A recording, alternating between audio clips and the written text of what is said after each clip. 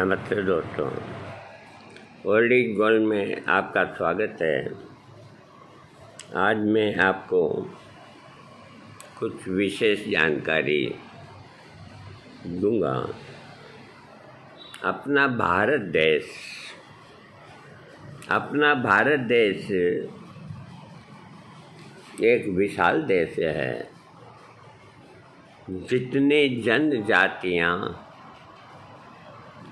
जितनी जातियाँ, जितने देवी देवता, जितने तीज और त्योहार जो अपने देश में हैं और कहीं भी नहीं।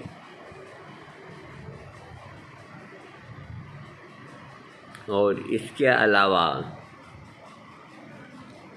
जब अंग्रेज़ लोग यहाँ से गए तो उनसे पूछा गया तो उन्होंने कहा वो तो साधु संतों का और काल बेलियों का देश है।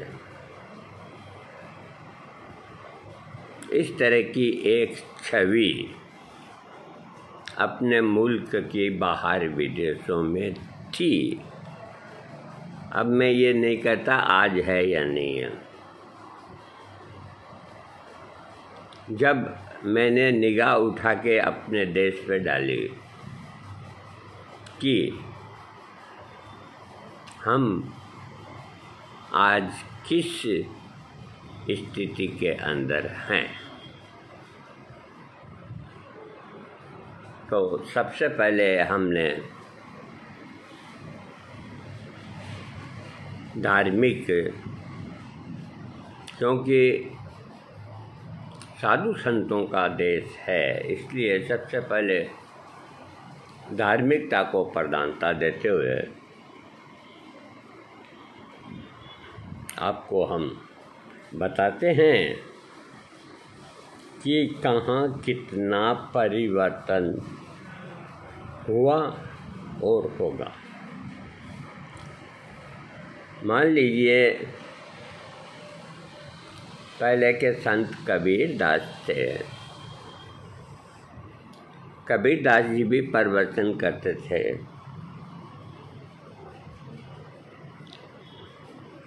अपने देश के अंदर मोरारी बापू भी प्रवचन करते हैं और भी संत करते हैं। तो कबीर दास जी का प्रवचन गांजा भांग अफीम सुरती, ताड़ी पिए शराब, कौन करेगा बंदगी,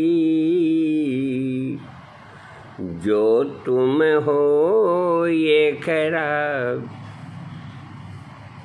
कबीरदास ने कहा कि गांजा भांग सुरती ये सब शराब पीने वालों की कौन बंदगी करेगा। तुम क्यों अपने आप को खराब कर रहे हो। आगे फरमाते हैं, हुक्का तमाकू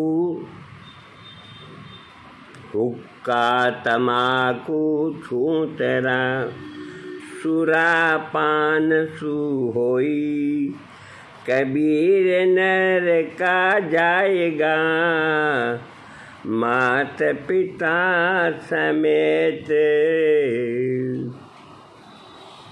तो संत कबीर ने कहा अपने प्रवचन में कि इस तरह गांजा भांग हुक्का तंबाकू ये तुझसे पिएगा तो नरक में ही जाएगा, माता पिता को भी साथ घसीटेगा।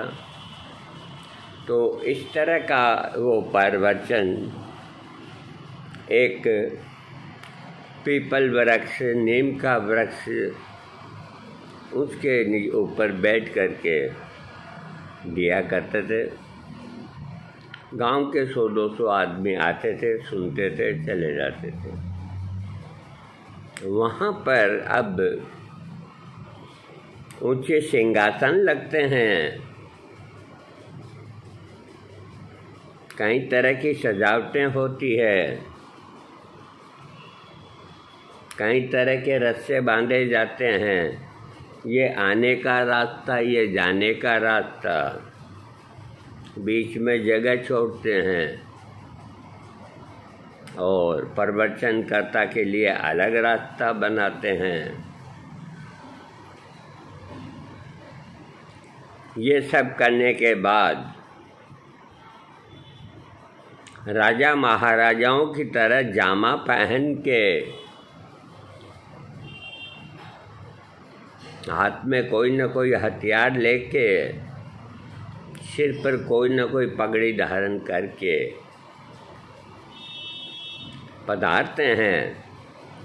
लोग खड़े होते हैं, जयकारे लगाते हैं और वो भी जयकारों के साथ सिंहासन पर आरूढ़ होते हैं। ये परिवर्तन हुआ उस वक्त में, आज के वक्त। उस वक्त 100 रुपये भी खर्च नहीं होते थे। आज लाखों रुपए, करोड़ों रुपए इनके रहन सहन के लिए, इनके पंडालों के लिए, इनके श्रोताओं के लिए, इनके श्रोताओं के भोजन के लिए ऐसे उड़ाते हैं कि रुपए न हो कर के कागज हो।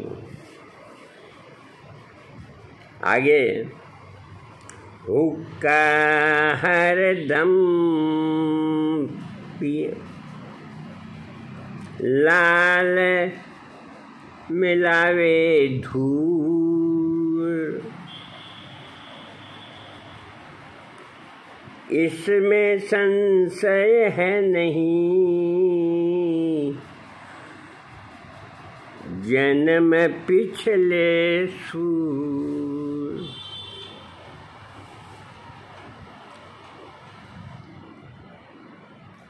सोनारी जारी को सुरा 500 बाहर, एक चिलम हुक्का भरे, डूबे काली धार। कोई आडंबर नहीं था। एक हुक्का चलता था, उसकी नलची घूमती रहती थी, जिसके हाथ में आई सुट्टा लगा लिया। कोई भेदभाव नहीं। कोई बीच में उठ के स्त्रियां अपनी व्यथा को वहाँ जाकर के नहीं करती थी, उनके आदमी ही जाके करते थे। अच्छे संत होते थे और स्त्रियां सुंदर अगर उनके पास आती तो वो धक्का नहीं मारते, उनके चरण स्पर्श करके कि माई जाओ, हम तुम्हारा काम करेंगे। इस तरह की एक व्यवस्था थी, अनुशासन था। अपने अपने दायरे के अंदर सब बंदिश में थे। आज देखते हैं कि एक खूबसूरत कथावाचक, घुंघराले बाल, ये पर्सनैलिटी, ये चेहरा, ये मोहरा, ये दांत, ये अदाएं, ये गाल, ये मुस्कुराहट। अरे जब आदमी फिदा हो जाए तो औरतों की तो क्या ताकत है। और ऊपर से एक से एक टॉप ड्रेस, आँखों में काजल, आके जब विराजमान होते हैं तो सारा पंडाल तालियों से गूंज उठता है। तो जिस कार्य के लिए आए हैं, गीता पाठ या रामायण पाठ जो भी है, वो तो गौण हो जाता है। और खूबसूरत अबलाएं, नंबर कब आएगा वो उनको घेरे रहती है। जब भी खोल के देखो यूट्यूब को, इधर इनकी मुस्कुराहट, उधर उनकी मुस्कुराहट। जब मुस्कुराहट से मुस्कुराहट मिलती है, जब मुस्कुराहट से मुस्कुराहट मिलती है, तो 4 चांद खिल जाते हैं। जब मुस्कुराहट से मुस्कुराहट मिलती है तो 4 चांद खिल जाते हैं। 2 इधर के खिलते हैं, 2 उधर के खिल जाते हैं। युवा व्यक्ति, युवा बहन बेटी, किसी को भी क्यों न ले लो, कोई पत्थर की मूर्ति नहीं। बात करते करते कुछ न कुछ अंदर कुछ कुछ होता है। बात करते करते कुछ न कुछ अंदर होता है। ये गलत है। किसी सुंदर औरत को देख करके उससे कुछ हंसी मजाक की बात करने का तात्पर्य एक ही होता है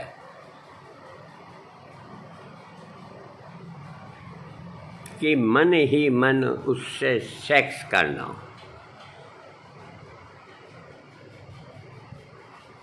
क्योंकि प्रत्यक्ष में तो कर नहीं सकते।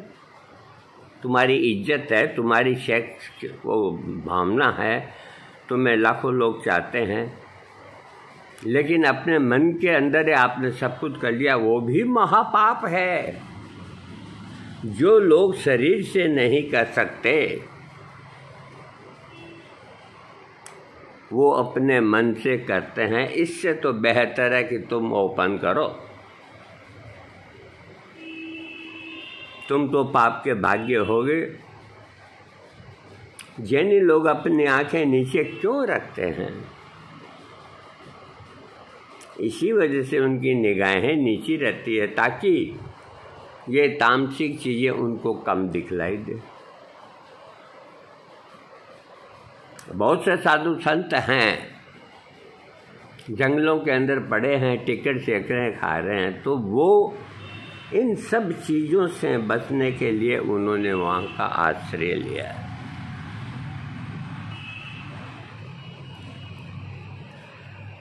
और मैंने एक देखा है खास चीज़ कि अच्छे वक्ता के पास जो खूबसूरत औरत जाती है उसके साथ कोई व्यवधान नहीं होती। तो क्या सारी तकलीफ़ें, शारीरिक कष्ट, घरेलू कष्ट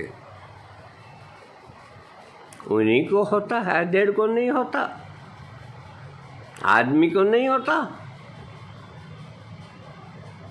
कोई ध्यान नहीं देता। कुल्हड़ के अंदर खिचड़ी पकती रहती है, पकती रहती है। नतीजा ये होता है कि जैसे 2-3 संत अभी कारागार में हैं, आने वाले वक्त में भी 2-3 और आ जाएंगे। अब दूसरा सवाल ये है कि चमत्कार,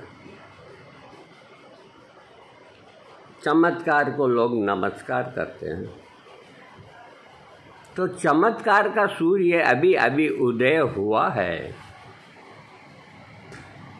अभी उसमें लालिमा है, इसीलिए वो सबको खूबसूरत लगता है।